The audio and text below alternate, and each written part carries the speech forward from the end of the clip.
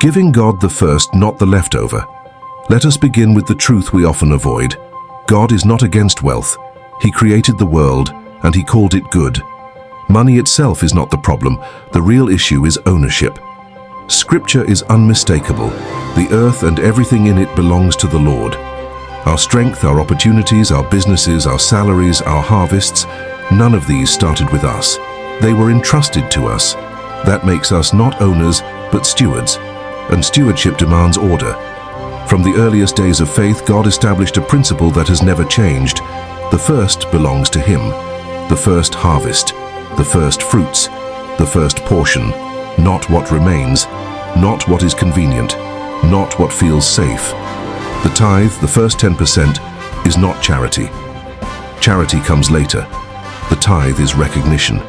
It declares, before I spend, before I save, before I protect myself, I acknowledge God as my source.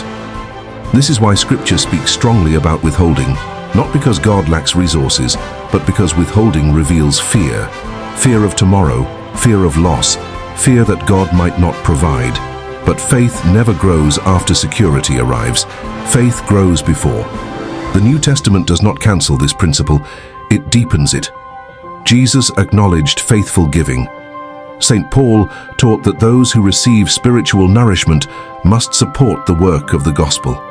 The Church across centuries consistently taught that giving is part of discipleship, not an optional act of generosity. Yet giving must be disciplined. First comes the tithe, the portion set apart for God. Then come offerings, freely given, joyfully given, beyond obligation. Then almsgiving, sharing with the poor, with those in need, beginning with one's own family. Order matters. Disorder produces anxiety. Debt enslaves. Unplanned giving leads to inconsistency. That is why Scripture insists on budgeting, planning, faithfulness, and peace. God is not a God of confusion, but of order. When finances are placed under God's authority, life begins to breathe again. St. Paul explains the principle clearly. Whoever sows sparingly will reap sparingly. Whoever sows generously will reap generously. This is not superstition, it is reality. A clenched hand cannot receive. An open hand creates room. And here is the uncomfortable truth. When people withhold from God, it is rarely because they lack money. It is because they fear the future.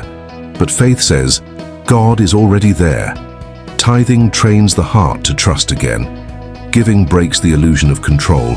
Generosity restores freedom. This is not about pressure. This is not about guilt. This is about alignment. So the real question is not how much you give. The real question is this: who comes first? Because when God is first, fear loses authority, peace returns, and giving stops being painful and becomes joyful.